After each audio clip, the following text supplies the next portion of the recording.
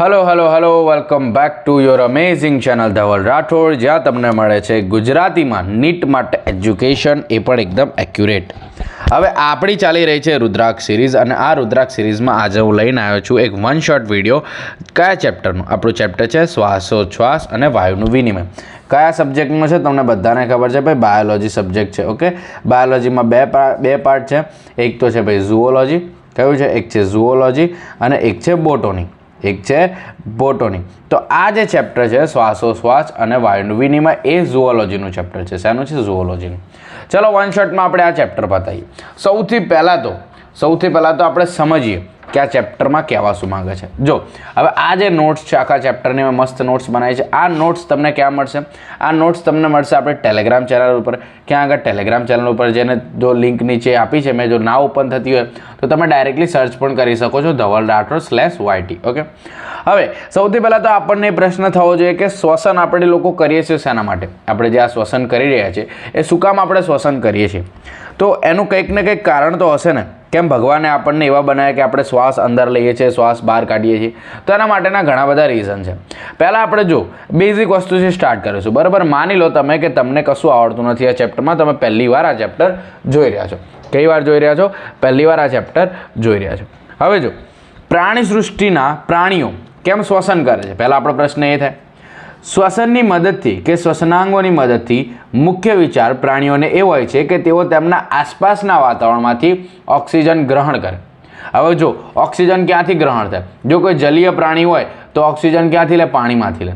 અને જો કોઈ જમીનમાં રહેતા હોય તો તમને ખબર છે હવામાંથી ઓક્સિજન લેતા હોય. પણ આપણે ઓક્સિજન લઈએ છીએ શું કામ? એવું તો શું કામ છે કે આપણે ઓક્સિજન લેવું પડે છે? તો તમને ખબર છે આના પહેલાં એક ચેપ્ટર આવતું હતું પાચન અને શોષણ, જે કે આ વખતે કાઢી નાખ્યું છે નીટવાળે. તો એ લગભગ તમને કદાચ નહીં આવડતું હોય, પણ આ બેઝિક વસ્તુ છે તમે 9મા 10મામાં ભણી આવ્યા છો. જો તમે ખોરાક લો છો, મતલબ તમે જો માની લો કે તમે રોટલી ખાધી, કે પછી ભાત ખાધા, કે પછી બટેકાનું શાક ખાધું, બરાબર? રોટી, રાઈસ ઓર પટેટો. તો આ વસ્તુ તમે ખાઓ તો તમને સ્ટાર્ચ મળે. શું મળે? સ્ટાર્ચ. હવે આ સ્ટાર્ચનું ઉત્સેચકની મદદથી પાચન થાય. શું થાય? પાચન. શેમાં? ગ્લુકોઝમાં કન્વર્ટ થઈ જાય. આ જે સ્ટાર્ચ છે એ શેમાં કન્વર્ટ થઈ જાય? ગ્લુકોઝમાં કન્વર્ટ થઈ જાય. હવે આપણે જે ઓક્સિજન લીધો છે એ ઓક્સિજન સીધો આ ગ્લુકોઝ જોડે આવશે અને આ ગ્લુકોઝને તોડશે. હવે ગ્લુકોઝને તોડશે તો શું બનશે? કાર્બન ડાયોક્સાઇડ બનાવશે, એટીપી બનાવશે અને હીટ બનાવશે. શું બનાવશે? કાર્બન ડાયોક્સાઇડ, એટીપી અને હીટ. હવે આ એટીપી છે, એટીપીનો મતલબ તમને ખબર છે એડિનોસાઇન ટ્રાઇફોસ્ફેટ, જે કે એક પ્રકારની શું છે? ઉર્જા છે. શું છે? ઉર્જા. શું છે? એક પ્રકારની ઉર્જા જે આપણા જીવન જીવવા માટે જરૂરી છે. કારણ કે જો આપણા શરીરની અંદર ઉર્જા ના હોય તો આપણે જલ્દી સરખું જીવન જીવી શકીએ નહીં. તમને ખબર છે એટીપીનું કામ શું હોય? તો આ ઓક્સિજન યુઝ થયો, ઓક્સિજનની હાજરીમાં આનું તૂટવું. હવે જો આનું જે તૂટવાની પ્રક્રિયા છે, શું તૂટવાની પ્રક્રિયા? એ તૂટવાની પ્રક્રિયાને શ્વસન કહેવાય. પહેલાં તો સમજો, શ્વસન અને શ્વાસોશ્વાસ આ બંને વસ્તુ અલગ છે. શ્વાસોચ્છ્વાસનો મતલબ શું થાય? જે તમે ઓક્સિજન અંદર લીધો અને કાર્બન ડાયોક્સાઇડ બહાર કાઢ્યો, આ પ્રક્રિયાને શ્વાસોશ્વાસ કહેવાય. પણ શ્વસન કોને કહેવાય?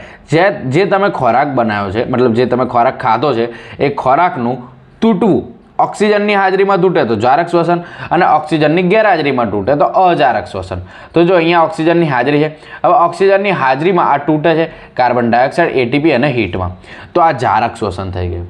તો આ એટીપી આપણને ઉર્જા મળે છે. મતલબ આપણે એમ શ્વાસ નથી લેતા, આપણે જે ઓક્સિજન લઈએ છીએ એ ઓક્સિજન ગ્લુકોઝ જોડે જોડાઈને આપણને ઉર્જા આપે છે, બરાબર? જારક શ્વસનમાં શું હોય? ઓક્સિજનનો યુઝ થાય છે અને એટીપી બનાવે છે. આ પ્રક્રિયામાં ગ્લુકોઝનું ઓક્સિડેશન થાય છે. આ પ્રક્રિયાને આપણે બીજું શું કહી શકીએ? ઓક્સિડેશન. કારણ કે ઓક્સિડેશનનો મતલબ શું થાય? ઓક્સિજનનું ઉમેરણ થવું. તો આ પ્રક્રિયામાં ઓક્સિજન ઉમેરાય છે, બરાબર? શ્વસનાંગો દ્વારા કાર્બન ડાયોક્સાઇડ શરીરમાંથી દૂર કરવામાં આવે છે. હવે જે આ કાર્બન ડાયોક્સાઇડ બન્યો, એ કાર્બન ડાયોક્સાઇડ પાછો આપણા જે ફેફસામાં બન્યો હોય, મતલબ ફેફસામાં આવ્યો હોય ત્યાંથી આપણા નાસિકા છિદ્ર એટલે આપણે નાકની બહાર જે હોય એનાથી બહાર કાઢવામાં આવે. ચલો થોડું આગળ આપણે જોઈએ. આપણે વાત કરીએ હવે માનવ શ્વસન તંત્ર વિશે. શેના વિશે? માનવ શ્વસન તંત્ર. હવે અહીંયા માનવ શ્વસન તંત્ર છે એને મેં 3 પાર્ટમાં ડિવાઈડ કર્યું છે. ધ્યાનથી સાંભળજો. માનવ શ્વસન તંત્રને મેં શેમાં ડિવાઈડ કર્યું છે? 3 પાર્ટમાં. પહેલું સ્ટેજ તમે ધ્યાનથી સાંભળજો. પહેલો સ્ટેજ એ છે બાહ્ય શ્વસન. શું છે? બાહ્ય શ્વસન, જેને ઇંગ્લિશમાં કહેવાય એક્સટર્નલ રેસ્પિરેશન. શું કહેવાય? External respiration. હવે આ એક્સટર્નલ રેસ્પિરેશન એટલે કે બાહ્ય શ્વસન છે શું?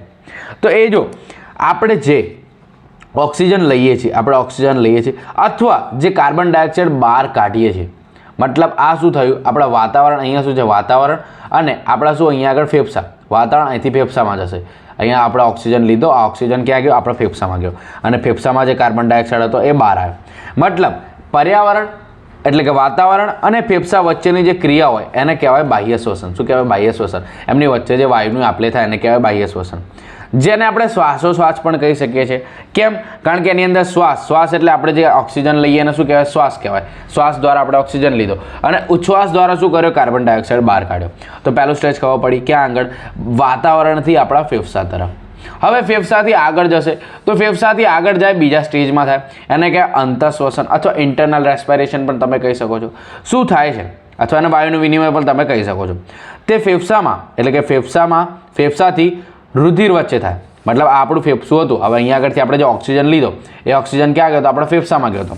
હવે આ ફેફસામાં જે ઓક્સિજન છે એ ક્યાં જાય છે? આપણા રુધિરમાં જાય છે. મતલબ આ શું છે? એક રુધિર વાહિની છે. આ એક બાજુનું મેં ફેફસું દોર્યું છે, બરાબર, ડાબું જમણું તમારે જે સમજવું. આ જે ઓક્સિજન છે એ ઓક્સિજન ક્યાં જાય છે? આ રુધિરમાં જાય છે, રુધિર વાહિનીમાં જાય છે, બરાબર. અને રુધિરમાં જે કાર્બન ડાયોક્સાઇડ હતો એ બહાર નીકળે છે. તો આ શું છે? સ્ટેજ 2 છે. એટલે કે તે ફેફસા અને રુધિર વચ્ચે થતું વાયુનું વિનિમય છે, જેમાં ઓક્સિજન ફેફસામાંથી લોહીમાં જાય છે અને કાર્બન ડાયોક્સાઇડ રુધિરમાંથી ફેફસામાં જાય છે. તમને ખબર, કાર્બન ડાયોક્સાઇડ રુધિરમાંથી ફેફસામાં અને ઓક્સિજન ફેફસામાંથી રુધિરમાં જાય. આ હતું સેકન્ડ સ્ટેજ. આગળ આપણે વાત કરીએ થર્ડ સ્ટેજની. શેની વાત કરીએ? Third stage. હવે થર્ડ સ્ટેજમાં શું હોય? તો થર્ડ સ્ટેજમાં એવું હોય કે ભાઈ અહીંયા આગળથી જે આપણે લીધું, શું અહીંયા આગળ જે આપણે ઓક્સિજન લીધો બ્લડમાં, એ ઓક્સિજન બ્લડમાંથી ક્યાં જશે? એ પેશી તરફ જશે. ક્યાં તરફ જશે? પેશી તરફ. એટલે કે સ્ટેજ 3, જેને આપણે કોષીય શ્વસન પણ કહી શકીએ. જો પહેલાં આ બધું ઇન્ટ્રોડક્શન છે, બરાબર, સમજી લો. પછી આપણે ડિટેલમાં જોઈશું હ્યુમન રેસ્પિરેટરી સિસ્ટમ વિશે. અહીંયા ડિટેલમાં છે. પહેલાં ખાલી 3 સ્ટેજ સમજો તમે. તો જો હવે સ્ટેજ 3, જેને આપણે કોષીય શ્વસન પણ કહીએ છીએ, ઇંગ્લિશમાં એને કહેવાય સેલ્યુલર રેસ્પિરેશન. શું કહેવાય? સેલ્યુલર રેસ્પિરેશન, બરાબર. હવે જો રુધિરમાંથી ઓક્સિજન પેશીમાં જાય છે, મતલબ આપણે જે ઓક્સિજન લીધો હતો ફેફસામાં એ પાછો ક્યાં ગયો? રુધિરમાં ગયો હતો, રુધિર વાહિનીમાં. હવે એ જે રુધિર વાહિની છે, હવે એ આપણે ઓક્સિજન આપણા આખા શરીરને જોઈએ તો આપણા શરીરમાં અલગ અલગ અંગો છે. એ અંગો શેના બનેલા છે? અંગો બનેલા છે પેશીઓના. અને પેશી શેની બનેલી છે? પેશી બનેલી છે કોષોની. આ વસ્તુ તમને ખબર છે. તો એ જે રુધિર છે એ રુધિર ક્યાં જશે? આપણા અંગો તરફ જશે, કારણ કે આપણા અંગોને શું જોઈએ? ઓક્સિજન વાપરવા જોઈએ. હવે જે એ ઓક્સિજન છે એ અંગો તરફ ગયો, એ અંગો શેના બનેલા છે? પેશીના. અને પેશી શેની બનેલી છે? કોષોની. તો બેઝિકલી આપણે એવું કહી શકીએ કે એ જે ઓક્સિજન હતો જે રુધિરની અંદર હતો એ ડાયરેક્ટ ક્યાં જાય છે? કોષ તરફ જાય છે. તો એને શું કહેવાય? કોષીય શ્વસન. તો રુધિરમાંથી ઓક્સિજન પેશીમાં જાય છે. આ પેશી ઓક્સિજન તેના કોષોમાં મોકલે છે અને તે ઓક્સિજનનો યુઝ કરે છે. તો સૌથી પહેલાં આપણે સ્ટાર્ટિંગમાં જ એક પ્રક્રિયા જોઈ હતી. કઈ પ્રક્રિયા જોઈ હતી? કે ભાઈ આ ગ્લુકોઝ જે બન્યો એ કોષમાં જ ગયો હશે ને. આપણે જે પણ ખાધું કોષમાં જ હશે, મતલબ જે પણ આપણે ખોરાક છે કોષમાં હશે. એ ઓક્સિજન લઈને તૂટે છે અને એટીપી બનાવે છે. તો આ જે પ્રક્રિયા છે ગ્લુકોઝ, આ ગ્લુકોઝ જે છે એ ઓક્સિજન લેશે અને આને શું કહેવાય? કોષીય શ્વસન. શું કહેવાય? કોષીય શ્વસન. એટલે કે કાર્બન ડાયોક્સાઇડ, પાણી અને એટીપી બનશે. આ એટીપી શું છે? Use for life process. આપણે જીવન જીવવા માટે આ એટીપી વપરાશે. હવે આ 3 મેઇન તબક્કા હતા જે મેં તમને કહી દીધા, મેઇન જે ઇન્ટ્રોડક્શન હતા, બરાબર. હવે આપણે સ્ટાર્ટ કરીએ આપણું એકચ્યુઅલ હ્યુમન રેસ્પિરેટરી સિસ્ટમ. તો અહીંયા આગળ તમને એક આકૃતિ દેખાય છે. હવે આ આકૃતિમાં શું છે? ધ્યાનથી સાંભળજો. આ આકૃતિમાં શું છે? સૌથી પહેલાં તો આપણું જે આ છે હ્યુમન રેસ્પિરેટરી સિસ્ટમ એ ક્યાંથી સ્ટાર્ટ થાય છે? તો તમને ખબર છે આપણે શ્વાસ લઈએ, શ્વાસ ક્યાંથી લઈએ છીએ? આપણે શ્વાસ લઈએ છીએ અહીંયા આગળથી. આપણે જે નાકના 2 કાણા હોય, દેશી ભાષામાં આપણે એને કાણા બોલીએ, પણ એને આપણે વિજ્ઞાનની દ્રષ્ટિએ કહેવો હોય, બાયોલોજીની દ્રષ્ટિએ, તો એને કહેવાય બાહ્ય નાસિકા છિદ્ર. શું કહેવાય? બાહ્ય નાસિકા છિદ્ર. એ બાહ્ય નાસિકા છિદ્ર છે, એનાથી આપણે શું લઈએ? ઓક્સિજન લઈએ, મતલબ હવા લઈએ. શું લઈએ? હવા લઈએ. હવે આ જે હવા છે ક્યાં જશે? અહીંયા આગળ અંદરના ભાગે જશે. ક્યાં જશે? અહીંથી અંદરના ભાગે. આ જે અંદરનો આખો ભાગ છે, આ જે બ્લેક પટ્ટા દેખાય છે, બે બ્લેક પટ્ટા છે ને, એની વચ્ચે શું છે હું તમને કહું. પણ આ જે 2 બ્લેક પટ્ટા છે એ ભાગ શેનો છે? એ ભાગને કહેવાય નાસિકા ગુહા. શું કહેવાય? નાસિકા ગુહા. એટલે કે આપણે એને નેઝલ કેવિટી પણ કહી શકીએ.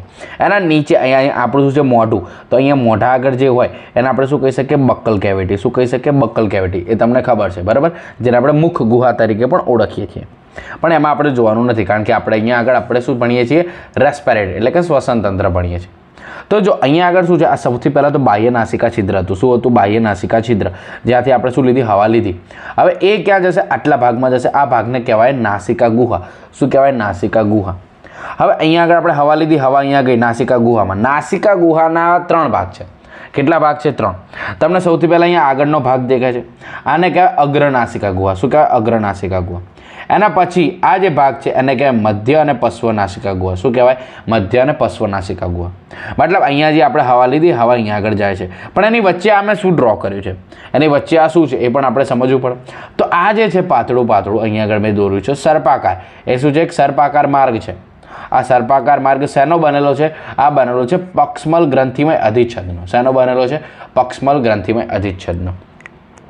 હવે આપણે જે આ છે મુખ ગુહા, આ મુખ ગુહા અને નાસિકા ગુહા, બરાબર? મુખ ગુહા અને નાસિકા ગુહા, આ બંનેને અલગ કોણ કરે છે? બંનેને અલગ કરે છે પેલેટ નામની એક વસ્તુ, જે એક પ્રકારનું હાડકું છે. શું છે? હાડકું. આ પેલેટ નામનું એક હાડકું અલગ કરે છે. આની અંદર પણ આ જે બનેલો છે એ પણ હાડકા છે. આ જે દેખાય છે હાડકા છે, જે સર્પાકાર મેં તમને કીધા, જે શેના બનેલા છે? પક્ષમલ ગ્રંથિમય અધિચ્છદના. હવે આ બધાનું કાર્ય શું છે હમણાં આપણે જોઈએ. પહેલાં તમે સમજી લો કે આની અંદર શું શું વસ્તુ આવેલી છે. મતલબ અહીંયાથી આપણે જો જે હવા લીધી, હવા અહીંયા આગળ ગઈ, અહીંયાથી પાછી અંદર આવશે. હવે આ શું હતા? બાહ્ય નાસિકા છિદ્રો. તો એવી જ રીતે અહીંયા આગળ એવું જ કાર્ય કરતા બીજા 2 છિદ્ર આવેલા હોય, જેનું પ્રોપર ગુજરાતીમાં તો નામ નથી, ઇન્ટરનલ નેર્સ કહેવાય છે એને, પણ આપણે જો કહેવું હોય તો આપણે એને કહી શકીએ અંતરનાસિકા છિદ્ર. શું કહી શકીએ? અંતરનાસિકા છિદ્ર એવું કહી શકીએ. કારણ કે આનું અને આનું આ બંનેનું કામ સેમ જ છે. શું કામ છે? ખાલી વાયુનું એક જગ્યાથી બીજી જગ્યાએ મોકલવાનું છે. મતલબ અહીંયાથી વાયુ આવ્યો તો અહીંયાથી વાયુ પાછું આમ જશે. હવે એ જે વાયુ આપણે લીધો એ ક્યાં આગળ જશે? એ જશે આપણા નાસિકા કંઠનળીમાં, એટલે કે ફેરિંગ્સમાં. ક્યાં જશે? નાસિકા કંઠનળીમાં. અને અહીંયાથી આપણે જે ખોરાક ખાઈએ, જે આપણે ફૂડ ખાઈએ, એ ક્યાં જશે? એ પણ અહીંયા જશે નાસિકા કંઠનળીમાં. મતલબ નાસિકા કંઠનળી છે એ શું છે? આપણે ફૂડ અને એર, એટલે કે ખોરાક અને હવા માટેનો સામાન્ય માર્ગ છે. કેવો માર્ગ છે? સામાન્ય માર્ગ. હવે અહીંયા આગળથી આપણે જે ખોરાક, અહીંયાથી જે આપણી હવા છે, ખોરાકની હવા, એ હવા ક્યાં જશે? હવા જશે આપણી શ્વાસ નળીમાં. અને જે ખોરાક આપણે ખાધો એ જશે અન્નનળીમાં. બરાબર? આ શું છે? શ્વાસ નળી છે અને આ છે અન્નનળી. હવે આ જે સર્પાકાર માર્ગ છે એને બીજું શું કહેવાય છે? એનસીઈઆરટીમાં લખ્યું છે સંવહન ભાગ. કઈ જગ્યાએ લખ્યું છે? જૂની એનસીઈઆરટીમાં પેજ નંબર 271 ઉપર લાઇન 5મી લાઇન છે, એ પણ મેં તમને કહી દીધું. જો તમારે ચેક કરવું તો કરી શકો છો. તો આ જસ્ટ ઇન્ટ્રોડક્શન હતું. ફટાફટ જો ફરીથી એકવાર રિવાઇઝ કરી લઈએ. બરાબર? આ શું છે? આ આખો ભાગ છે નાસિકા ગુહા. શું છે? નાસિકા ગુહા, જેને નાસિકા કોટર તરીકે પણ ઓળખવામાં આવે છે. હવે આ જે નાસિકા ગુહા છે 3 ભાગ છે એના. એક છે અગ્રનાસિકા ગુહા, બરાબર, અને આ છે મધ્ય અને પશ્વનાસિકા ગુહા, જેની અંદર સર્પાકાર માર્ગ આવેલો છે. આ સર્પાકાર માર્ગ હાડકાના બનેલા છે, બોન્સના. બરાબર? અને એ અને બીજું શું કહેવાય? પક્ષમલ ગ્રંથિમય અધિચ્છદ આવેલી હોય છે એની પર. હવે એની નીચે 2 ઇન્ટરનલ નેર્સ આવેલા, એટલે કે અંતરનાસિકા છિદ્ર કહી શકો છો. એની નીચે નાસિકા કંઠનળી, એટલે કે ફેરિંગ્સ આવેલું હોય છે, અને ત્યાંથી આપણી હવા જાય છે શ્વાસ નળીમાં. આટલી વસ્તુ તમને ક્લિયર થઈ. ચલો હવે એક એક કરતાં બધાનું કામ જોઈએ. પહેલાં શું કહે છે? પેલેટ. આપણે વાત કરી પેલેટ. આ શું છે? આ પેલેટ. આ પેલેટની આપણે વાત કરી તો પેલેટ એ નાસિકા ગુહા અને મુખ ગુહાને અલગ કરે છે. પેલેટ શું કરે છે? આ જે પેલેટ છે, આઈડી પેલેટ, એ આપણા મુખ ગુહા છે અને આ નાસિકા ગુહા, બંનેને અલગ રાખે છે, સેપરેટ કરે છે. બરાબર? ફૂડ મુખ ગુહા મારફતે આવે છે અને હવા નાસિકા ગુહા દ્વારા જાય છે. આ જે ફૂડ છે, અહીંયા જે ફૂડ લીધો એ ક્યાં જાય? મુખ ગુહા. આ બકલ કેવિટી એટલે મુખ ગુહા. અને જે આપણે શ્વાસ લીધો હવા, એ ક્યાં જાય? નાસિકા ગુહામાં જાય. ક્યાં જાય? નાસિકા ગુહામાં. તો ફૂડ મુખ ગુહા મારફતે આવે અને હવા નાસિકા ગુહા મારફતે આવે. હવા નાસિકા ગુહામાં 2 બાહ્ય નાસિકા છિદ્રો દ્વારા પ્રવેશે છે. આપણે જે હવા લઈએ છીએ એ ક્યાં છિદ્ર છે? 2 બાહ્ય નાસિકા છિદ્રો. એ કેટલા હોય? 2 હોય. કેટલા હોય? 2. એ તમને ખબર છે. 2 બાહ્ય નાસિકા છિદ્રો દ્વારા અહીંયા આગળ હવા પ્રવેશે છે. તે નાસિકા છિદ્રો ઉપરી હોઠની તરત જ ઉપર આવેલા, મતલબ આપણા જે હોઠ છે, આ 2 હોઠ છે, બરાબર, તેમાં જે ઉપરી હોઠ છે એની તરત જ ઉપર આવેલા હોય છે. હવે આપણે વાત કરીએ નાસિકા ગુહા. આ જે છે આખો ભાગ, આ નાસિકા ગુહા, એની વાત કરી તો નાસિકા ગુહા એક તો છે અગ્રનાસિકા ગુહા અને એક છે મધ્ય અને પશ્વનાસિકા ગુહા. બરાબર? અગ્રનાસિકા ગુહા એટલે આપણે આટલા ભાગની વાત થાય છે. કેટલા? આટલા ભાગની વાત થાય. તો આટલા ભાગમાં શું આવેલું હોય છે? તે સ્કિન અને હેર્સ ધરાવે છે. શું આવે? સ્કિન હોય અને હેર હોય. હેરનું કામ શું છે? ડસ્ટ પાર્ટિકલને જકડી રાખે અને ફેફસામાં જતા અટકાવે. તમને ખબર છે અહીંયા નાસિકા છિદ્ર પછી આપણે અંદર એક ચામડી આવેલી હોય છે, મતલબ સ્કિન હોય છે, અને બીજું શું હોય? એની અંદર હેર આવેલા હોય છે. અહીંયા આગળ કયો સ્ટ્રક્ચર હોય? હેર લાઇક સ્ટ્રક્ચર હોય. હવે આ હેર શું કરે છે? આ હેર જે ડસ્ટ પાર્ટિકલ, આપણે જે શ્વાસ લીધો ત્યારે આપણે હવાના જે મતલબ ડસ્ટ પાર્ટિકલ હતા તો એમને જકડી રાખશે, એમને ચોંટાડી લેશે, એમને જવા દેશે નહીં. અંદર જાય તો આપણને નુકસાન થાય. બરાબર? તો આ શું કરે? હેર ડસ્ટ પાર્ટિકલને જકડી રાખે ને ફેફસામાં જતા અટકાવે છે. આપણે વાત કરીએ મધ્ય અને પશ્વનાસિકા ગુહાની, તો એમાં શું હોય છે? તો એમાં હોય છે તેમાં લાંબા સર્પાકાર માર્ગની ગોઠવણી હોય છે. કેવી હોય? લાંબા સર્પાકાર માર્ગ. તો હમણાં આપણે જોયું અહીંયા આગળ શું છે? આ લાંબો એક સર્પાકાર માર્ગ છે. કેવો છે? આ દેખાય છે? આયરવી આ બધા શું છે? લાંબા સર્પાકાર માર્ગ છે. શું છે? લાંબા સર્પાકાર માર્ગ છે.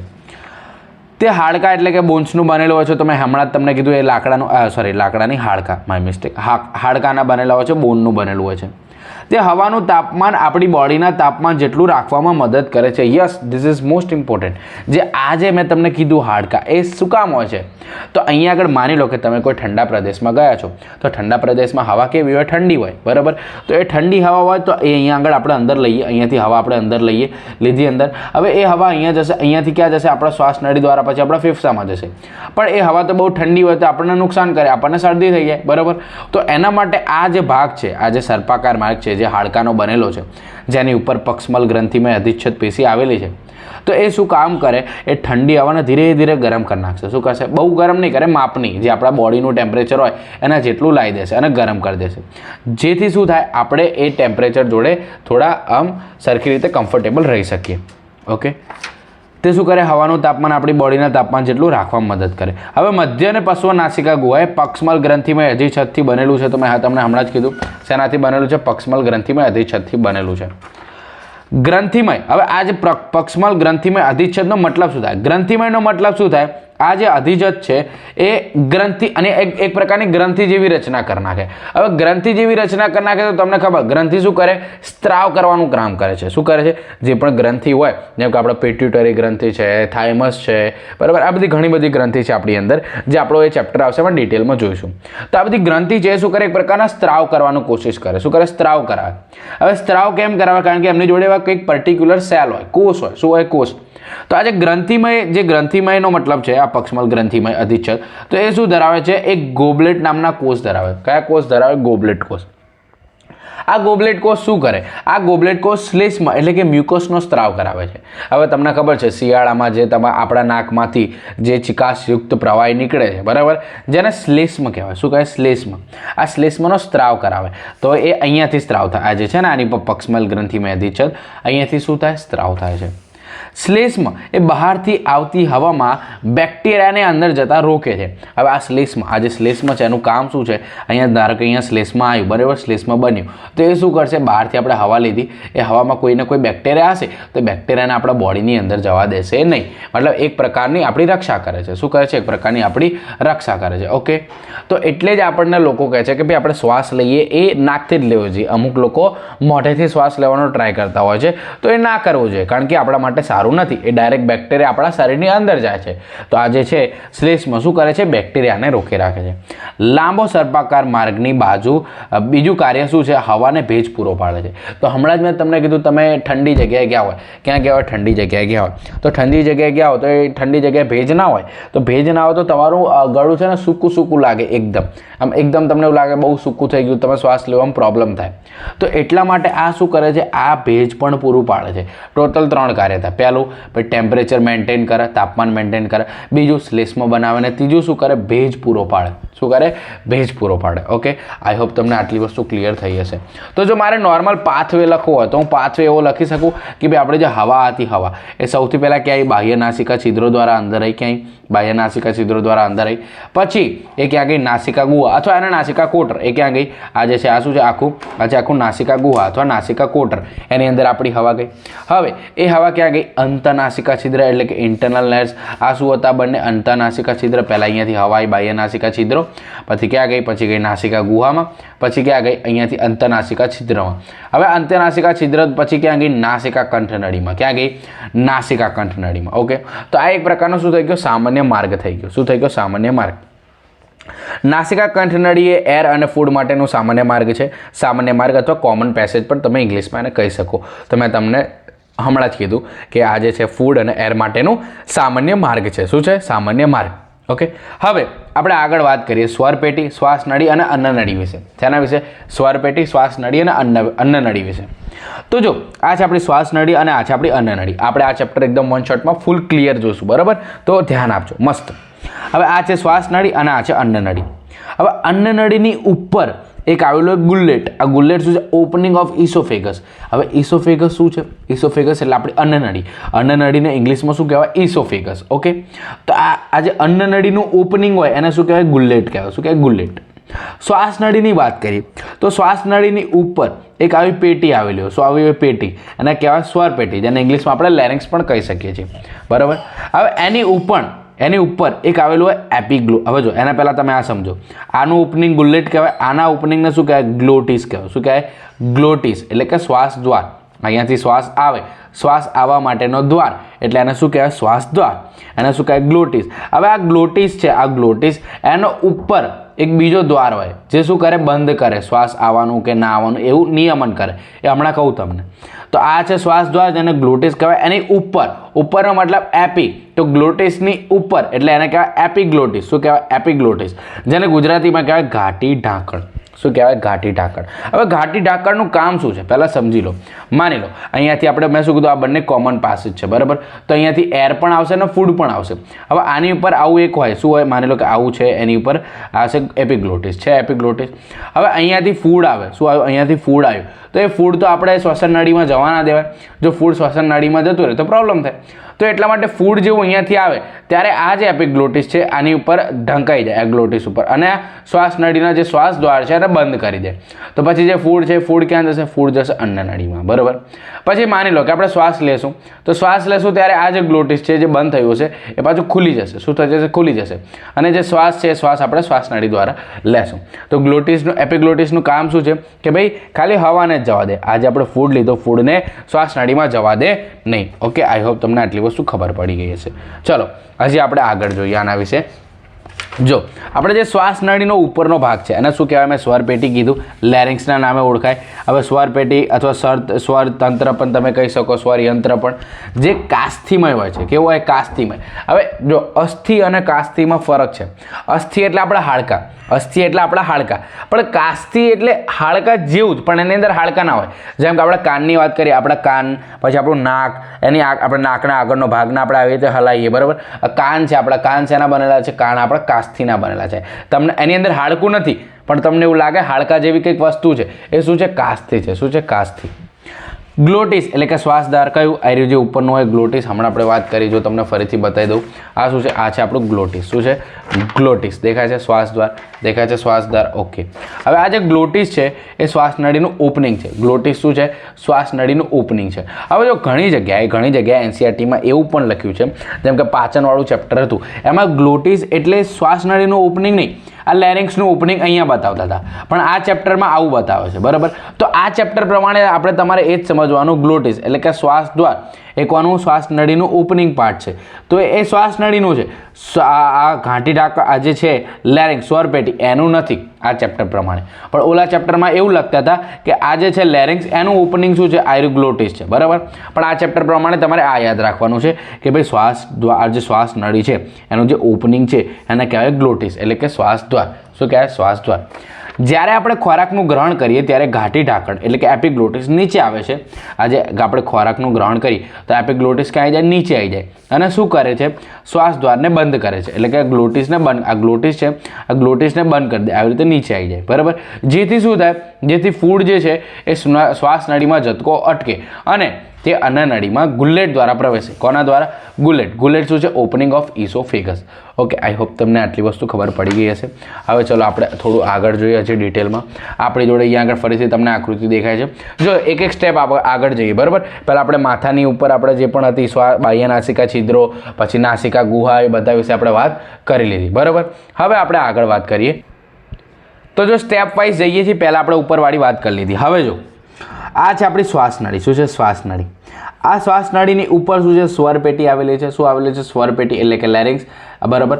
એનું જે ઓપનિંગ છે, આ શ્વાસનળીનું ઓપનિંગ, જેને આપણે ગ્લોટિસ કહીએ છીએ એટલે કે શ્વાસદ્વાર. બરાબર. આ જે છે એની ઉપર આવેલો છે ઘાટી ઢાંકણ, જેને આપણે શું કહીએ છીએ? એપિગ્લોટિસ કહીએ છીએ. શું કહીએ છીએ? જેને આપણે કહીએ છીએ ભાઈ એપિગ્લોટિસ. શું કહીએ છીએ? એપિગ્લોટિસ. શું કહીએ છીએ? એપિગ્લોટિસ. આ વસ્તુ તમારે યાદ રાખવાની છે. શું કહીએ છીએ? એને આપણે એપિગ્લોટિસ તરીકે પણ ઓળખીએ છીએ. બરાબર. હવે આ જે શ્વાસ નળી છે એની પર તમે આ બ્લુ કલરના સી આકારની કંઈક વસ્તુ દેખાતી હશે, બરાબર? બ્લુ કલરની કેવી સી આકારની વસ્તુ દેખાય છે. તો આ જે અપૂર્ણ સી આખી સી આ જો અપૂર્ણ એટલે આ રીતે આમ કે આમ સી આકાર આટલો જ હોય, બરાબર? આખી આમ ગોળ રાઉન્ડ ના હોય, ખાલી આમ કે આમ અડધો જ સી આકાર હોય. તો આ અપૂર્ણ સી આકારની કાસ્થિમય રચના છે. શું છે? આ અપૂર્ણ સી આકારની કાસ્થિમય રચના છે. હવે આનો મતલબ આ શું કામ આપણને આપ્યું છે? શું કામ આપણને આ વસ્તુની રચના આપણા શરીરની અંદર છે, ફેફસાની અંદર? તો ભાઈ જ્યારે શ્વાસ નળી માની લો કે આ શ્વાસ નળી છે, બરાબર? એની ઉપર આધાર કે આ સી આકારની રચના છે, બરાબર? હવે આ સી આકારની રચના શ્વાસ નળીમાં આવી રીતે આમ ફિટ છે બહાર, અપૂર્ણ સી આકારની. હવે જ્યારે આપણી શ્વાસ નળી આમ સંકોચાય તો પછી આપણો આ જે શ્વાસ દ્વાર છે, આ શ્વાસ દ્વાર એ બંધ થઈ જાય.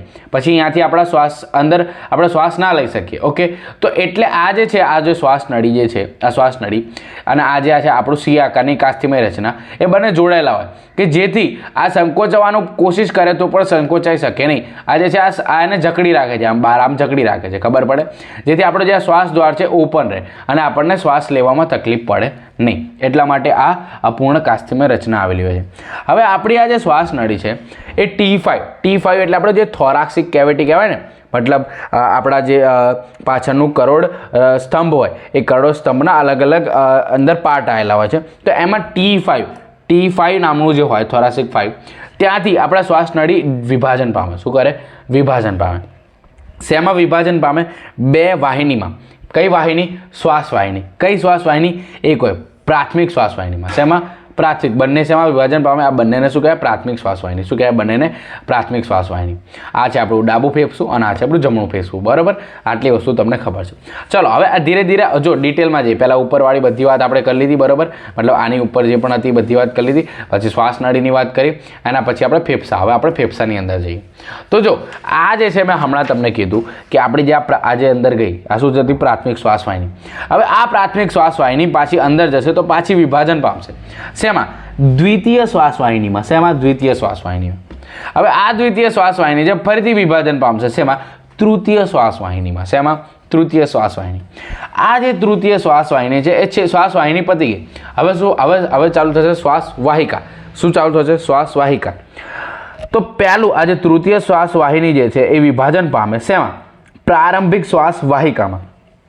હવે જો આ પહેલી, બીજી અને ત્રીજી 3 હતી, તો એવી રીતે આમાં પણ હશે. પ્રારંભિક, મધ્ય અને અંતિમ, એવી રીતે 3 હોય, બરાબર? તો આ છે પ્રાથમિક શ્વાસ વાહિકા. પ્રાથમિક શ્વાસ વાહિકા સુધી આપણને સી આકારની રચના જોવા મળે, કાસ્થિમય રચના, બરાબર? પ્રાથમિક શ્વાસ વાહિકા વિભાજન પામે. શેમાં? મધ્ય શ્વાસ વાહિકામાં. મતલબ એ આગળ જઈને શેમાં કન્વર્ટ થાય? મધ્ય શ્વાસ વાહિકામાં. તો એમાં સી આકારની કાસ્થિની રચના હોતી નથી. શું? એમાં સી આકારની કાસ્થિની રચના હોતી નથી. એ આગળ જઈને શેમાં કન્વર્ટ થાય? અંતિમ શ્વાસ વાહિકામાં. હવે આ જે અંતિમ શ્વાસ વાહિકાઓ છે એમની અંદર આવેલા હોય છે ભાઈ વાયુકોષ્ઠો. શું આવેલા હોય છે? વાયુકોષ્ઠો. તો એ વાયુકોષ્ઠોની આપણે વાત પછી કરીએ, બરાબર? પહેલાં હવે આપણે એક નોર્મલ વસ્તુ ફરીથી રિવાઇઝ કરી લઈએ. મને હવે કહો કે આપણો શ્વસન માર્ગ શું હોય? પહેલાં આપણી હવા છે. હવા ક્યાં જશે? બાહ્ય નાસિકા છિદ્રમાં જશે, જે 2 હોય છે. ત્યાંથી ક્યાં જાય? નાસિકા ગુહામાં જાય. ત્યાંથી ઇન્ટરનલ લેયર્સ અથવા તમે અંતરનાસિકા છિદ્ર કહી શકો. ત્યાંથી કંઠનળીમાં જાય. કંઠનળીથી સ્વરપેટીમાં. સ્વરપેટીથી શ્વાસનળીમાં. શ્વાસનળીથી પ્રાથમિક, દ્વિતીય અને તૃતીય શ્વાસ વાહિનીમાં.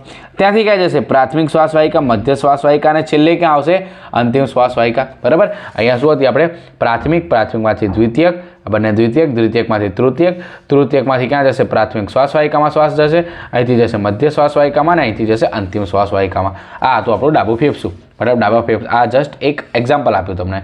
તો આ તમને શ્વસન માર્ગ યાદ રહી ગયો. હવે આ શ્વસન માર્ગનું કાર્ય શું છે ફરીથી એકવાર જોઈ લઈએ, બરાબર? એને આપણે કંડક્ટિંગ ઝોન તરીકે પણ ઓળખવામાં આવે છે. તો હવાને શુદ્ધ કરે ડસ્ટ પાર્ટિકલથી.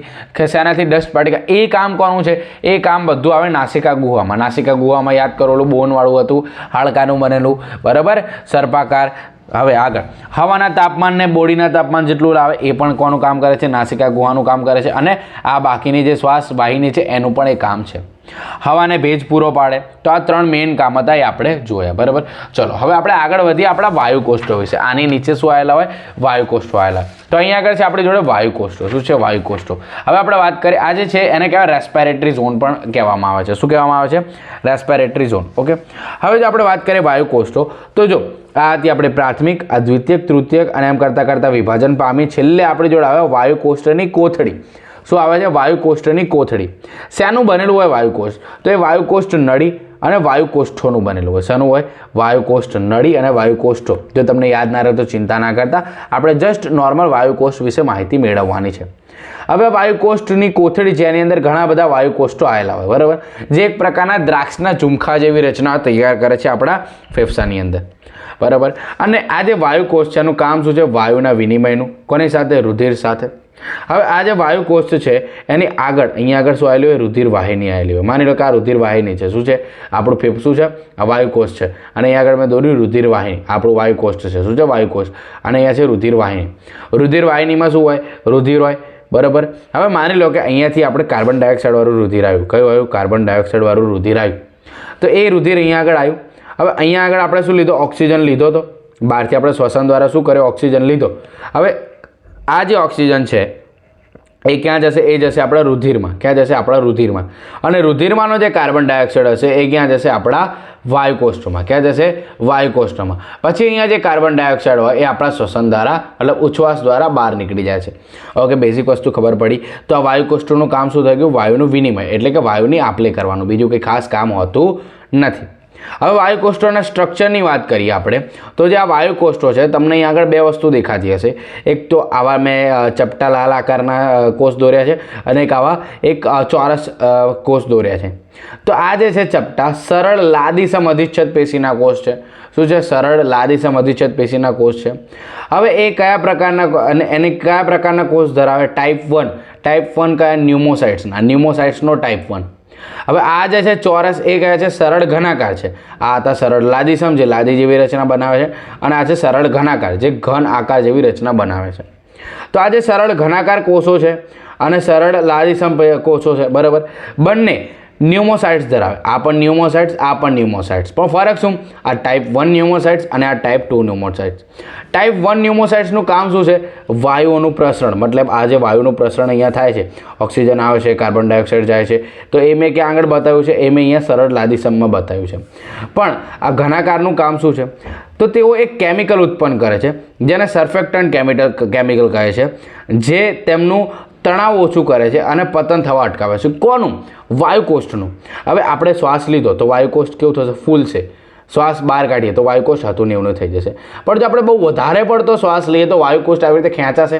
આ જે વાયુકોષ્ઠ હતું આવી રીતે ખેંચાશે. તો હવે ખેંચાય તો એ તૂટી ના જાય. એ તૂટી ના જાય એના માટે એક પ્રકારનું કેમિકલ આવે. એ કેમિકલ શેનું બનેલું હોય? એ લેસિથિનનું બનેલું હોય. શેનું? લેસિથિન, એટલે કે ફોસ્ફોલિપિડનું બનેલું હોય. શેનું? ફોસ્ફોલિપિડ. જે શું કરે? વાયુકોષ્ઠોને તૂટે નહીં, મતલબ તૂટતા અટકાવે.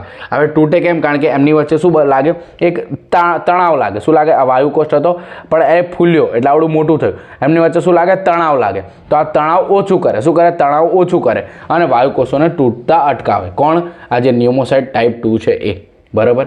ચલો, હવે આ વસ્તુ આપણે બેઝિક જોઈ લઈ, વાયુકોષ્ઠોની જોઈ લીધી. હવે આપણે થોડા ફેફસા વિશે વાત કરીએ, બરાબર. હવે તમને ખબર છે બે ફેફસા હોય આપણી અંદર, ડાબું અને જમણું, બરાબર. બે જ હોય ને કે 4-5 હોય? ના લે, બે જ હોય. કેટલા હોય? બે. તો જો એક છે આપણું જમણું ફેફસું અને એક છે ડાબું ફેફસું, બરાબર. બે ફેફસા છે આપણી જોડે. હવે આ તમને ફેફસામાં એક લાલ કલરની અને એક બ્લુ કલરની બે સપાટી દેખાય છે. મતલબ આપણા જે ફેફસા છે એ બે પ્રકારના સ્તરથી બનેલા છે, બરાબર. બે પ્રકારના સ્તરથી બનેલા છે. તો એ સ્તરના નામ શું છે? એ સ્તરનું નામ છે ફુફ્ફુસ આવરણ સ્તર. શું કહેવાય? એ બંને સ્તરને ફુફ્ફુસ આવરણ સ્તર. અને જો ઇન્ડિવિજ્યુઅલ આપણે એને નામ આપવા હોય તો જે અંદરનું છે, અંદરનું સ્તર, એને કહેવાય વેસિકલ પ્લેયુરા. શું કહેવાય? વેસિકલ પ્લ્યુરા. વેસિકલ પ્લ્યુરા. પ્લ્યુરાનો મતલબ થાય ફુફ્ફુસ આવરણ સ્તર. શું થાય? આવરણ સ્તર. અને બહારનું જે છે એ છે પરાઇટલ પ્લ્યુરા. પરાઇટલ એટલે ફુફ્ફુસ આવરણ સ્તર જ કહેવાય ને, પણ આ બહારનું અને આ અંદરનું, આ બંને શું છે? બંને છે ફુફ્ફુસ આવરણ સ્તર છે, જેને ઇંગ્લિશમાં પ્લેરલ કેવિટી પણ તરીકે ઓળખવામાં આવે છે. હવે જો અહીંયા આગળ તમને એક દેખાય છે, મેં એક ખાંચા જેવી રચના બનાવી છે. આ ખાંચ કેના માટે છે? હાર્ટ માટે છે. કોના માટે છે? હાર્ટ માટે, એટલે કે હૃદય માટે. તો હૃદય માટે ખાંચ છે એટલા માટે શું કહેવામાં આવે છે? હૃદ ખાંચ કહેવામાં આવે છે. હવે અહીંયા આગળ આપણે વાત કરી ફુફ્ફુસ આવરણ સ્તરની. તો એની અંદર એક પ્રવાહી આવેલું હોય, એ પ્રવાહીને કહેવાય ફુફ્ફુસ આવરણ જળ. શું કહેવાય? ફુફ્ફુસ આવરણ જળ. ઓકે, ચલો હવે અહીંયા શું લખ્યું છે? ફેફસા બે અથવા બીજી ભાષામાં આપણે કહેવું હોય તો દ્વિસ્તરીય ફુફ્ફુસ આવરણ દ્વારા આવૃત હોય છે. શેનાથી? દ્વિસ્તરીય ફુફ્ફુસ આવરણ, તો તમને અહીંયા દેખાય છે આ શું છે? દ્વિસ્તર ફુફ્ફુસ આવરણ છે, એનાથી આવૃત હોય છે. બાહ્ય આવરણ એટલે કે બાહ્ય આવરણને શું કહેવાય? પેરાઇટલ પ્લ્યુરા કહેવાય. બાહ્ય આવરણ ઉરસીય ગુહાની દિવાલ સાથે જોડાયેલું હોય છે. મતલબ ફેફસા ક્યાં આવેલા હોય છે? એક પ્રકારની ગુહા હોય, બરાબર, ઉરસીય ગુહા, જેની અંદર આપણા ફેફસા આવેલા હોય છે. તો એ ઉરસીય ગુહાની દિવાલ સાથે જોડાયેલા હોય છે. જ્યારે અંદરનું આવરણ છે એ પોતાની જાતે જ ફેફસું બનાવી દે. એ અંદરનું આવરણ છે, આ અંદરનું આવરણ જે છે એ લાલ કલરનું, એ શું બનાવે? પોતે જ ફેફસા બનાવી દે, અથવા ફેફસા સાથે ડાયરેક્ટલી જોડાયેલું એવું પણ આપણે કહી શકીએ, બરાબર. બંને આવરણ વચ્ચે પ્રવાહી આવેલું હોય છે, જેને આપણે ફુફ્ફુસ આવરણ જળ તરીકે પણ ઓળખવામાં આવે છે. હવે આ જે પ્રવાહી છે, આ જે ફુફ્ફુસ આવરણ જળ છે, એનું કામ શું છે? તો ભાઈ ફેફસાને આંચકા સાથે રક્ષણ આપે અને તે ઘર્ષણ નિરોધક તરીકે પણ કામ કરે છે. હવે આ જે આપણા ફેફસા છે, શું છે? ફેફસા. તો ફેફસાના બહારથી માની લો કે કોઈ એક પ્રકારનો આંચકો તમારા ધારો કે કોઈ છાતી જોરથી દબાવે તો શું થાય? તમારા ફેફસા પણ દબાય. તમારા ફેફસા આમ કે આમ દબાવે, માની લો કે આ ફેફસા હતા, બરાબર, આવી રીતે. હવે અહીંયાથી કોઈક આમ ધક્કો મારે જોરથી, તો આમ ફેફસા તમારા દબાય ને, તો આ ફેફસા દબાય, એ વસ્તુ ના સારી કહેવાય. તો એ જે દબાણ છે એ કોણ એબ્ઝોર્બ કરી લે? એ જે બળ લાગ્યું કોણ એબ્ઝોર્બ કરી લે? એ કરે ફુફ્ફુસ આવરણ જળ. આ જે વચ્ચેનું જળ છે શું કરે છે? ફેફસાને આંચકા સામે રક્ષણ આપે, બરાબર. એ આંચકા પોતે શોષી લે, બરાબર. તે ઘર્ષણ નિરોધક છે. તે જે આપણે કામ કરીએ, બરાબર, ફૂલે, સંકોચાય, તો એની અંદર ઘર્ષણની પ્રક્રિયા થાય, તો એ ઘર્ષણ પણ થવા દે નહીં. Okay, so this is basic information of our lungs. Now આપણી જોડે તમને ખબર છે બે ફેફસાની આપણે વાત કરી, જમણું અને ડાબું. તો બેમાં ફરક શું છે? બેમાં ફરક શું છે એ પણ આપણે સમજવું પડે, બરાબર. તો જો જમણું ફેફસું અને ડાબું ફેફસું. હવે જે જમણું ફેફસું છે તો એની જે દિવાલ હોય જાડું હોય, પહોળું હોય અને લાંબુ હોય. જ્યારે ડાબું ફેફસું કેવું હોય? પાતળું, સાંકડું, ટૂંકું અને હલકું. જાડું, પહોળું, લાંબુ અને ભારે, એ કોણ હોય? જમણું ફેફસું હોય. જ્યારે ડાબું ફેફસું કેવું હોય? પાતળું હોય, સાંકડું હોય, ટૂંકું હોય અને હલકું હોય. હવે જમણું ફેફસું છે એ 3 ખંડોનું બનેલું હોય છે. હવે એ ઉપરી હોય, મધ્ય હોય અને અધખંડ હોય. જ્યારે ડાબું ફેફસું 2 ખંડનું બનેલું છે, ઉપરી અને અધખંડ, બરાબર. તો અહીંયા આગળ હું તમને 2 આકૃતિ બતાવું છું. સૌથી પહેલાં આપણે જોઈએ ડાબું ફેફસું. આ જે છે એ ડાબું ફેફસું છે. કેવું છે? ડાબું ફેફસું. હવે તમને દેખાય છે એક આ ઉપરી ખંડ છે અને આ નીચેનો ખંડ છે, બરાબર. હવે આ શેનાથી ખંડ પડે છે? આ વચ્ચે તમને એક ફાટ દેખાય છે. શું કે દેખાય છે? ફાટ, જેને ઇંગ્લિશમાં કહેવાય ફિશર. આ ફિશર એટલે કે ફાટના કારણે આ 2 ભાગ પડે છે, ઉપરી અને અધ, બરાબર. હવે હું તમને બતાવું જમણું ફેફસું. તો જમણા ફેફસામાં કેટલી ફાટ જોવા મળે છે? તમને જો આ એક ફાટ છે, બરાબર. અને આ જે છે આ કઈ છે? આ બીજી ફાટ છે. આ એક ફાટ છે અને આ બીજી ફાટ છે.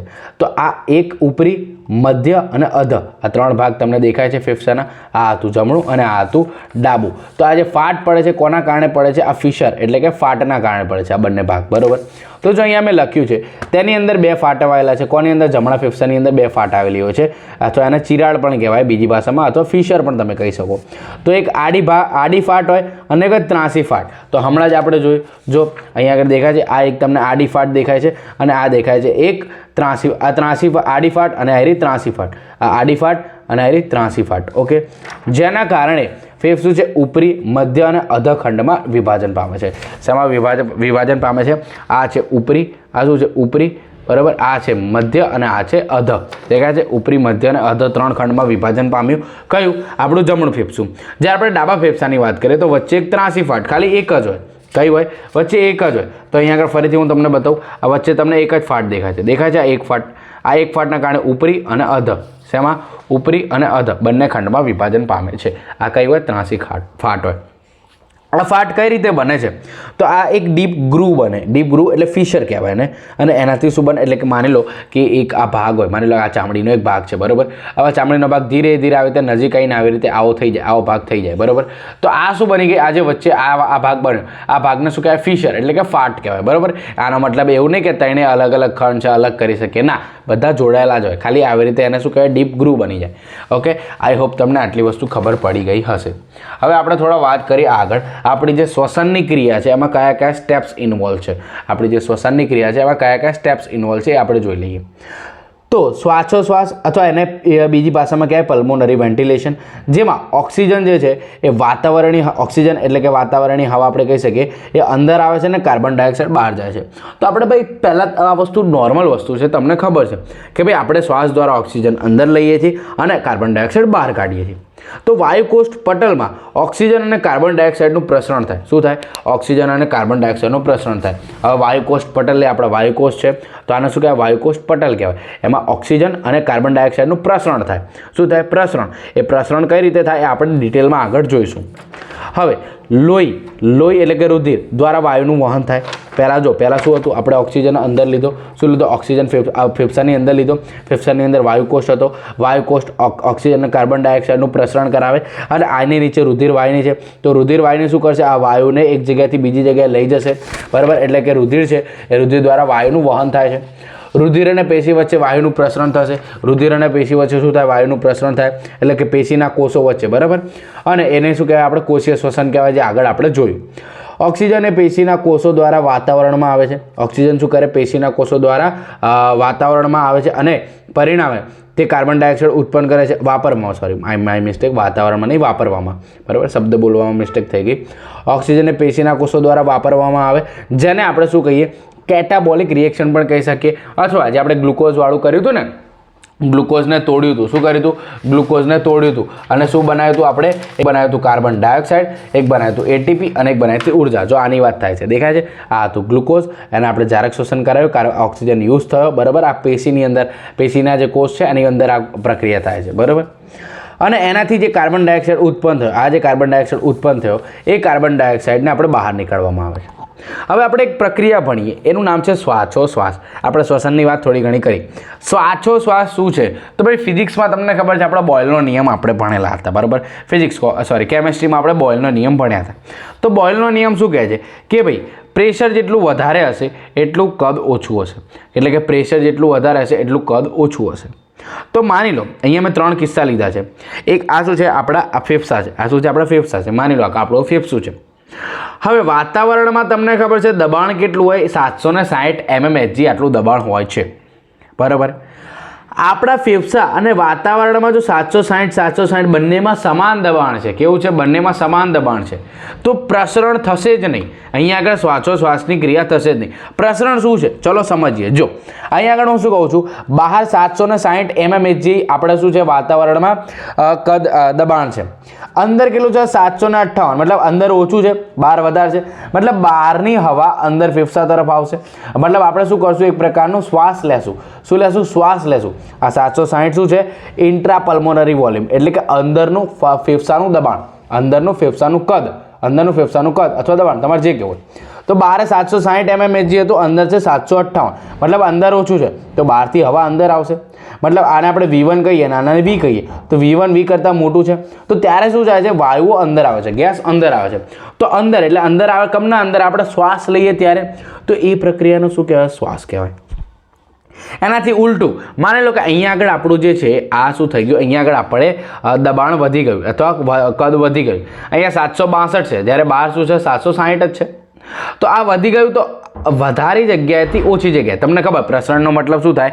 કે ભાઈ વધારે જગ્યાએથી ઓછી જગ્યા તરફ, મતલબ વધારે સાંદ્રતાથી ઓછી સાંદ્રતા તરફ જવું. આને બેઝિકલી આપણે પ્રસરણ તરીકે ઓળખીએ છીએ. તો અહીંયા પણ એવું થાય છે, વધારેથી અંદર તરફ આવ્યું, અહીંયા આગળ વધારેથી અંદર તરફ, મતલબ વધારેથી ઓછી તરફ જશે, વધારેથી ઓછી તરફ આવ્યું, અહીંયા પણ વધારેથી ઓછી તરફ, એટલે કે બહાર જશે. તો આ જે બહાર જવાની ક્રિયા છે એ આપણી કઈ ક્રિયા છે? ઉચ્છ્વાસ. જે આપણે શ્વાસ બહાર કાઢીએ છીએ એ ક્રિયા છે. એને શું કહેવાય? ઉચ્છ્વાસ. જેને ઇંગ્લિશમાં એક્સપાયરેશન કહેવાય છે. શ્વાસને ઇંગ્લિશમાં કહેવાય ઇન્સ્પાયરેશન. ઓકે, તો ચલો હવે શ્વાસ અને ઉચ્છ્વાસ વિશે થોડી હજી ડિટેલમાં માહિતી મેળવી લઈએ. પછી આપણે વાત કરીશું વોલ્યુમ એન્ડ કેપેસિટી વિશે. ઓકે, જો શ્વાસ જ્યારે ઉરસીય ગુહાનું કદ વધે અને હવાનું દબાણ ઘટે. ઉરસીય ગુહાનું કદ, આ ઉરસીય ગુહા એનું કદ વધે, જો એનું કદ વધે, બરાબર, અને હવાનું દબાણ ઘટે ત્યારે શ્વસનની ક્રિયા થાય. હવાનું દબાણ, અહીંયા હવાનું દબાણ ઓછું છે, અહીંયા હવાનું દબાણ વધારે છે.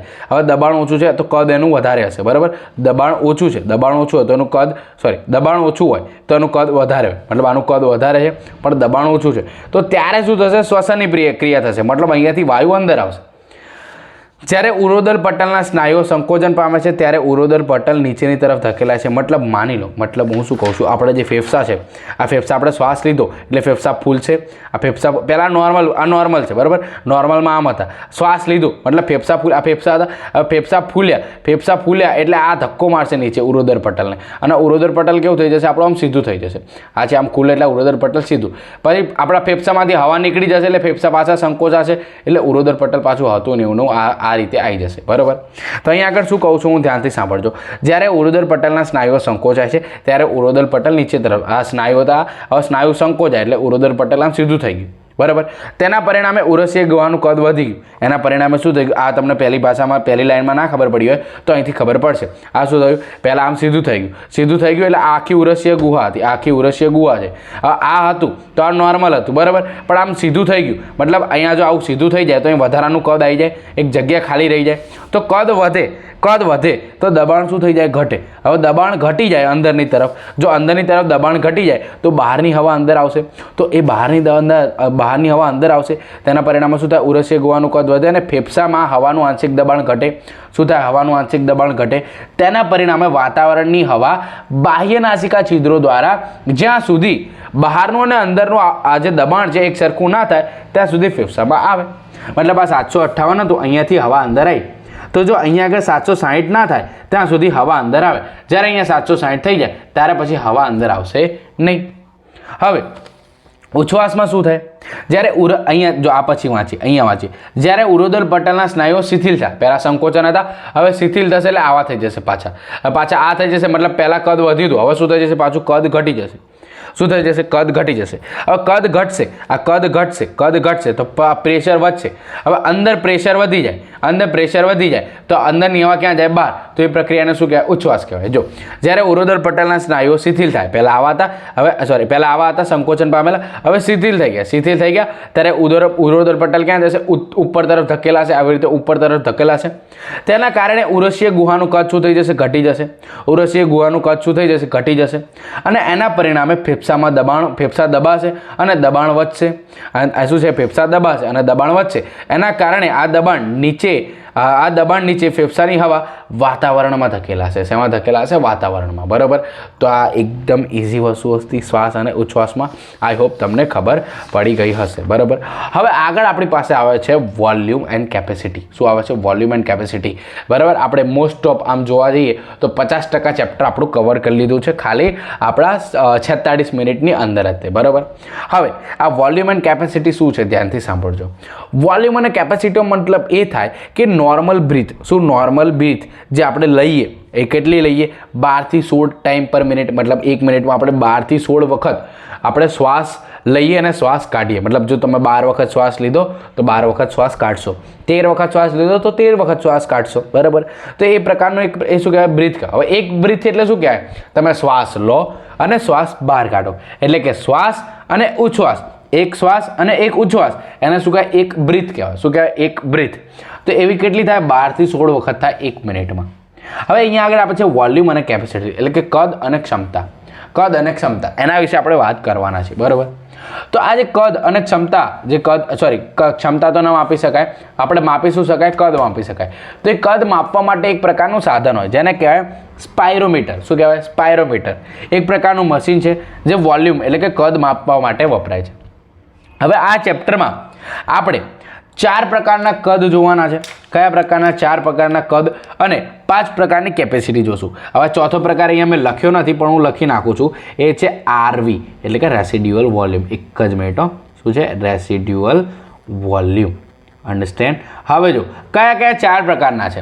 એક છે અહીંયા આગળ ટાઇડલ વોલ્યુમ, એક છે ઇન્સ્પાયરેટરી રિઝર્વ વોલ્યુમ, અત્યારે નામ સમજો પછી આપણે ડિટેલમાં જોઈએ. એક છે એક્સપાયરેટરી રિઝર્વ વોલ્યુમ, એક છે રેસિડ્યુઅલ વોલ્યુમ. કેપેસિટીમાં કઈ છે, inspiratory capacity, expiratory capacity, functional residual capacity, vital capacity અને ટોટલ લંગ કેપેસિટી. બરાબર, ચલો એક એક કરીને આપણે ડિટેલમાં જોઈએ. પહેલાં વોલ્યુમ વિશે વાત કરીએ. વોલ્યુમ કહે છે ટાઇડલ વોલ્યુમ. જો પહેલાં આપણે વાત કરીએ ટાઇડલ વોલ્યુમ. તો ટાઇડલ વોલ્યુમ કોનો કહેવાય? શ્વાસ અને ઉચ્છ્વાસ, સામાન્ય શ્વાસોશ્વાસ એટલે કે શ્વાસ અને ઉચ્છ્વાસ. એક વખત શ્વાસ લો અને એક વખત ઉચ્છ્વાસ કરો એટલે એક પ્રકારની કેવ કહેવાય સામાન્ય શ્વાસોશ્વાસ એટલે કે નોર્મલ બ્રિથિંગ. તમે ક્યાંક બેઠા હોય એમને તો એ બેઠા બેઠા જે તમે શ્વાસની ક્રિયા કરતા હોય શ્વાસ અને ઉચ્છ્વાસની, બરાબર, એને કહેવાય નોર્મલ બ્રિથિંગ. શું કહેવાય? નોર્મલ બ્રિથિંગ એટલે કે સામાન્ય શ્વાસોશ્વાસ. એ દરમિયાન અંદર અને બહાર લીધેલી હવાનું કદ, એટલે જો તમે હવા અંદર લીધી, જો હવા અંદર લીધી એટલે તમારા ફેફસાનું કદ વધ્યું અને હવા બહાર કાઢી, બરાબર, એટલે કે ટાઇડલ વોલ્યુમ આઈ એટલે ઇન્સ્પાયરનો મતલબ શ્વાસ અને એક્સપાયર મતલબ ઉચ્છ્વાસ. ટાઇડલ વોલ્યુમ ઇન્સ્પાયર અને એક્સપાયર, બરાબર, ટાઇડલ વોલ્યુમ ઇન્સ્પાયર અને એક્સપાયર. શું છે? ટાઇડલ વોલ્યુમ ઇન્સ્પાયર અને એક્સપાયર. અન્ડરસ્ટેન્ડ? તો આ જે કદ છે આ કેટલું હોય? 500 ml હોય. મતલબ તમે 500 ml હવા અંદર લો છો અને 500 ml હવા બહાર કાઢો છો, બરાબર. હવે એક બ્રિથિંગમાં ધારો કે હું વાત કરું 12 વખત તમે બ્રીથ કરો 1 મિનિટમાં, તો તમે 12 વખત ઇન્સ્પાયર એટલે 12 વખત શ્વાસ લીધો અને 12 વખત એક્સપાયર એટલે કે 12 વખત ઉચ્છ્વાસ કર્યો, બરાબર. અન્ડરસ્ટેન્ડ? તો આ તો ટાઇડલ વોલ્યુમ જે નોર્મલ છે, જે આપણે નોર્મલ શ્વાસોશ્વાસમાં વાપરીએ છીએ. હવે આગળ આપણી પાસે એક બીજું આવે છે જેનું નામ છે IRV. IRVનો મતલબ શું થાય? ઇન્સ્પાયરેટરી રિઝર્વ વોલ્યુમ. શું કહેવાય? ઇન્સ્પાયરેટરી રિઝર્વ વોલ્યુમ એટલે કે સામાન્ય ટીવી એટલે આપણા ઘરની ટીવી ને, ટીવી એટલે ટાઇડલ વોલ્યુમ, ટીવી એટલે ટાઇડલ વોલ્યુમ. આ સામાન્ય ટાઇડલ વોલ્યુમ છે. આ ટાઇડલ વોલ્યુમ એટલે આટલી હવા તો આપણે જો સામાન્ય શ્વાસ લીધો, હવે ધારો કે તમે સામાન્ય શ્વાસ લીધો અને એ ઉપરાંત તમે ફરીથી હવે જો શ્વાસ લીધો પછી ઉચ્છ્વાસ નહીં કરવાનો, તમે સામાન્ય શ્વાસ લીધો પછી તરત જ ફરીથી તમે શ્વાસ લો, એ પણ જોરથી એકદમ દબાણપૂર્વક તમે શ્વાસ લીધો મેક્સિમમ જ્યાં સુધી તમારા ફેફસા ફૂલીને ફાફડા જેવા ના થઈ જાય ત્યાં સુધી, બરાબર. તો સામાન્ય ટાઇડલ વોલ્યુમ એટલે કે સામાન્ય ટાઇડલ વોલ્યુમ શ્વાસ ઉપરાંત દબાણપૂર્વક લીધેલી હવા. તો જો આ શું હતું? આપણે ટાઇડલ વોલ્યુમ સામાન્ય શ્વાસ લીધો, એ ઉપરાંત આપણે વધારે પડતી શ્વાસની હવા મતલબ વધારે પડતો હવા લીધી અંદર, તો આ જે વધારે પડતી હવા લીધી આ તો આપણું ટાઇડલ વોલ્યુમ છે. પણ આ જે વધારે પડતી હવા લીધી એને આપણે કહેવાય IRV એટલે કે ઇન્સ્પાયરેટરી રિઝર્વ વોલ્યુમ, જે કેટલું હોય? 2500 થી 3000 ml જેટલું, બરાબર. હવે એક્સપાયરેટરી રિઝર્વ વોલ્યુમ કોને કહેવાય? સામાન્ય ટીવીના ઉચ્છ્વાસ બાદ, આ શ્વાસ બાદ હતું, પહેલાં આપણે સામાન્ય શ્વાસ લીધો અને પછી તરત જ દબાણપૂર્વક હવા લીધી. આમાં શું છે? સામાન્ય શ્વાસ લીધો પછી સામાન્ય ઉચ્છ્વાસ કર્યો અને એ સામાન્ય ઉચ્છ્વાસ પછી પાછી દબાણપૂર્વક આપણે હવા કાઢીએ, બરાબર. જેમ કે આ સામાન્ય શ્વાસ લીધો અને સામાન્ય શ્વાસ આપણે કાઢ્યો. હવે સામાન્ય શ્વાસ કાઢ્યો છતાં આપણા શું કે આપણે આમ ફેફડા બહાર ના આવી જાય ને ત્યાં સુધી આપણે હવા કાઢ કરી આપણા ફેફસામાં. તો એ જે વધારાની આપણે જે દબાણપૂર્વક આપણે હવા કાઢી એને કહેવાય ERV. શું કહેવાય? ERV એટલે કે એક્સપાયરેટરી. જો ઇન્સ્પાયરેટરી એટલે શ્વસન અને એક્સપાયરેટરી એટલે ઉચ્છ્વાસ. શ્વાસ અને ઉચ્છ્વાસ. તો એક્સપાયરેટરી શેમાં આવશે? ઉચ્છ્વાસ બાદ આવશે અને ઇન્સ્પાયરેટરી એટલે શ્વાસ માટે આવશે. તો આ શું છે? સામાન્ય ટાઇડલ વોલ્યુમ ઉચ્છ્વાસ ઉપરાંત દબાણપૂર્વક કાઢવામાં આવેલી હવા, જેનું કદ કેટલું છે? 1000 થી 1100 ml. હવે વાત કરીએ રેસિડ્યુઅલ વોલ્યુમની. તો રેસિડ્યુઅલ વોલ્યુમ એટલે શું? તે દબાણપૂર્વક ઉચ્છ્વાસ બાદ વધેલા હવાનો કદ. મતલબ આપણે જે દબાણપૂર્વક હવા કાઢી ERV, તોય આપણા ફેફસામાં થોડી હવા તો હોય જે આપણે ક્યારે કાઢી શકીએ નહીં, જે આપણે ક્યારેય પણ કાઢી શકીએ નહીં, બરાબર. મતલબ એ ફેરફાર થતો રહે હવાનો, બરાબર, પણ થોડુંક તો હોય જ તે હવા. એવું નહીં હવા ના હોય એમ કે ફેફસા આટલા એમ કે એકદમ ચોંટી ગયા, એવું આપણા ફેફસા કોઈ દિવસ થાય નહીં. તો એ જે વધારાનું બાકીનું જે કદ વધ્યું, બરાબર, આપણું કદ ટોટલ આટલું હોય, આટલેથી લઈને આટલા સુધી આપણે ગમે તે શ્વાસમાં ફેરફાર કરી શકીએ. મતલબ એવી રીતે ફેરફાર ના કરી શકીએ. આ નોર્મલ શ્વાસ છે, પછી આ શું છે? આપણે એક બહુ દબાણપૂર્વક લીધેલી હવા છે, આ છે દબાણપૂર્વક કાઢેલી હવા છે, બરાબર. અને જે વધ્યું એને કહેવાય રેસિડ્યુઅલ વોલ્યુમ, બરાબર. હવે જો રેસિડ્યુનો મતલબ શું થાય? રેસિડ્યુ એટલે એક પ્રકારનું વધેલું, બરાબર. રેસિડ્યુ એક પ્રકારનું વધેલું. તો જે વધેલું વોલ્યુમ છે એટલે કે જે દબાણપૂર્વક ઉચ્છ્વાસ દબાણપૂર્વક ઉચ્છ્વાસ લીધો, દબાણપૂર્વક ઉચ્છ્વાસ એટલે કે હવા કાઢી દબાણપૂર્વક, એના સિવાય જે વધે એને શું કહેવાય? રેસિડ્યુઅલ વોલ્યુમ, જે કેટલું હોય? 1100 થી 1200 ml. જે કેટલું હોય? 1100 થી 1200 ml. ઓકે. હા, તો અહીંયા આગળ આપણા 4 વોલ્યુમ ક્લિયર થયા. હવે આપણે વાત કરીએ કેપેસિટી. કઈ કેપેસિટી? પહેલી ઇન્સ્પાયરેટરી કેપેસિટી. શેની વાત કરીએ? ઇન્સ્પાયરેટરી કેપેસિટી. હવે ઇન્સ્પાયરેટરી, જો જ્યારે આપણે 2 અથવા 2 થી વધારે વોલ્યુમ એડ કરીએ ત્યારે આપણને પલ્મોનરી કેપેસિટી એટલે કે આપણે આજે પલ્મોનરી એટલે હવા, ફૂફૂસ એવું કહી શકો તમે. તો ફેફસા માટેની કેપેસિટી એટલે કે ક્ષમતા મળે. કેટલી ક્ષમતાનો મતલબ આપણા ફેફસા મેક્સિમમ કેટલી હવા લઈ શકે, બરાબર. એ હવાનું કદ તો આપણે માપી લીધું વોલ્યુમ તરીકે. હવે પહેલું છે ઇન્સ્પાયરેટરી કેપેસિટી.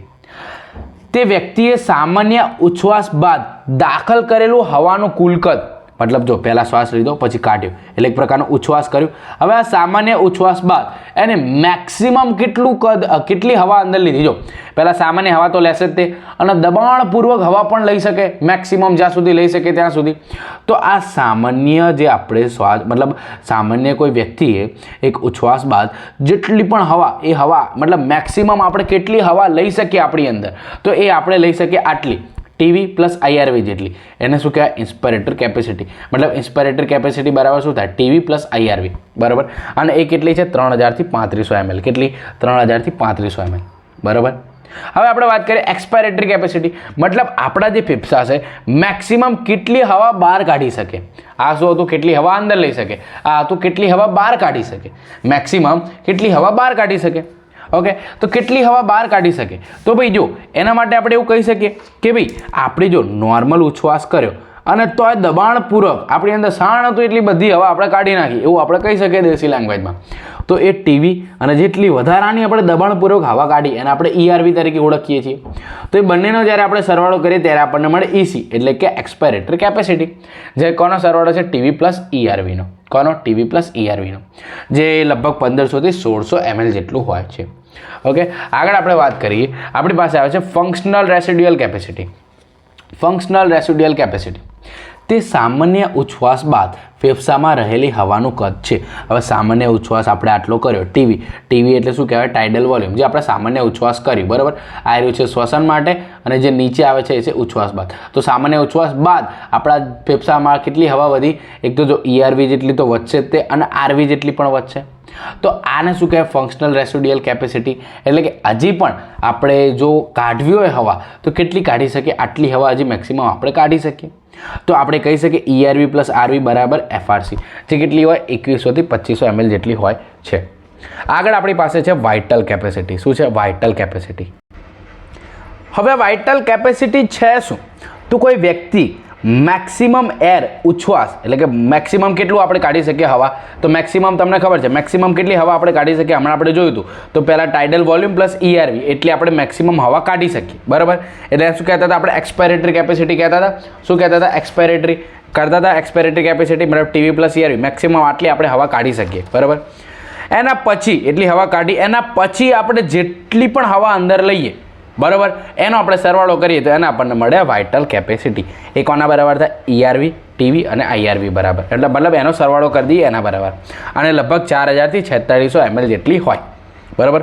લાસ્ટ આપણી પાસે આવે છે total lung capacity. Last capacity બરાબર. તે મહત્તમ શ્વાસ બાદ ફેફસામાં અને શ્વસન માર્ગમાં રહેલી હવાનો જથ્થો છે. હવે તમને ખબર છે રેસિડ્યુઅલ વોલ્યુમ આટલું તો આપણી જોડે હોય જ તે. ઈઆરવી એમને પડ્યું હોય. આ સામાન્ય શ્વાસ છે અને આ એક જોરથી લીધેલો શ્વાસ છે. તો આપણે ટોટલ લંગ કેપેસિટી આપણા હવાની કેટલી કેપેસિટી છે એ આપણે જોવાની. તો ટોટલ આપણા ફેફસા પાસે કેટલી કેપેસિટી છે? ભાઈ આટલી કેપેસિટી છે આપણા ફેફસા માટે. મતલબ આટલા આપણે શ્વાસ અંદર લઈ શકીએ બરાબર. મેક્સિમમ આટલો શ્વાસ આપણે અંદર લઈ શકીએ. તો આઈઆરવી, ટીવી, ઈઆરવી અને આરવી બધાનો સરવાળો કરીએ તો આપણને મળે ટોટલ લંગ કેપેસિટી. અન્ડરસ્ટેન્ડ? હવે તમને ખબર છે ટીવી પ્લસ આઈઆરવી પ્લસ ઈઆરવી એ કોના બરાબર છે? એ તો વાઇટલ કેપેસિટી બરાબર. તો આના બરાબર હું વાઇટલ કેપેસિટી લખું એના પ્લસ આરવી, તો એવું પણ લખી શકે વીસી પ્લસ આરવી અને કે ટોટલ લંગ કેપેસિટી. ઓકે, હવે હું તમને કહેતો હતો કે આપણે વન શોટમાં ક્લિયર કરી નાખશું આ ચેપ્ટર, પણ વિડીયોની લેન્થ લગભગ 1 કલાક જેટલી થઈ ગઈ છે એન્ડ મને ખબર છે તમે 1 કલાક સુધી સળંગ નહીં જોઈ શકો. તો એટલા માટે આજે આપણો જે વન શોટ છે એને આપણે 2 પાર્ટમાં હું ડિવાઈડ કરું છું. બસ 2 જ પાર્ટ. વન શોટ છે, ભલે વન શોટનો મતલબ એક જ વિડીયોમાં કહેવાય, પણ છતાં હું એને 2 પાર્ટમાં ડિવાઈડ કરું છું. પાર્ટ 1માં આપણે કેપેસિટી અને વોલ્યુમ સુધી ક્લિયર કરી લીધું. હવે પાર્ટ 2માં આપણે શું કરવાનું છે? વાયુની આપલે વિશે જોવાનું છે બરાબર. પછી આ બધો સરસ મજાનો ડાયાગ્રામ છે અહીંયા આગળ. આ પણ આપણે સમજવાનું કઈ રીતે વાયુ જાય છે અલગ અલગ આપણા શરીરના અંગ સુધી બરાબર. આ બધી આપણે ડિટેલમાં ચર્ચા કરીશું. તો આઈ હોપ તમને વિડીયો આટલી સુધી ગમ્યો હશે. બીજું આની જે નોટ્સ છે એ નોટ્સ તમને ટેલિગ્રામમાં ઓલરેડી પ્રોવાઈડ કરેલી છે. જાઓ જલ્દી જોઈ લો, એ નોટ્સ ડાઉનલોડ કરી લો બરાબર. આના પછી આપણે કયા ચેપ્ટર ચલાવીશું? ભાઈ આના પછી પણ આપણે આવી રીતે મોટા લેક્ચર જ આવશે બરાબર. જે એક વન શોટ જ હશે. મેક્સિમમ જો નાનું ચેપ્ટર હશે તો 1-1.5 કલાકમાં થઈ જશે. પણ જો આના જેવા કોઈ મોટા ચેપ્ટર હશે તો એને હું એક મેક્સિમમ 2 પાર્ટમાં ડિવાઈડ કરી નાખીશ, અથવા તો થાય તો બહુ તો 3 પાર્ટ, બરાબર. એનાથી વધારે પાર્ટ તો નહીં જ થાય. ઓકે, તો આઈ હોપ તમને વિડીયો ગમ્યો હશે. વિડીયોને લાઇક કરી દેજો, તમારા ઘણા બધા મિત્રોને શેર કરી દેજો, અને મળીએ આપણે આપણા પાર્ટ 2માં, બરાબર. આ વિડીયોનો પાર્ટ 2, આ જે ચેપ્ટર છે એનો પાર્ટ 2 જે લાસ્ટ હશે, બરાબર. અને તમને આ ચેપ્ટરમાં પછી કોઈ ડાઉટ રહેશે નહીં. આ એકદમ નીટના સિલેબસ ઉપર ચાલે છે. ઓકે, તો નોટ્સ તમને ખબર છે ટેલિગ્રામમાં છે, તો તમે ત્યાંથી ડાઉનલોડ કરી લેજો. ટેલિગ્રામની લિંક નીચે ડિસ્ક્રિપ્શનમાં છે. ઓકે, મળીએ નેક્સ્ટ લેક્ચરમાં. ત્યાં સુધી ટાટા, બાય બાય.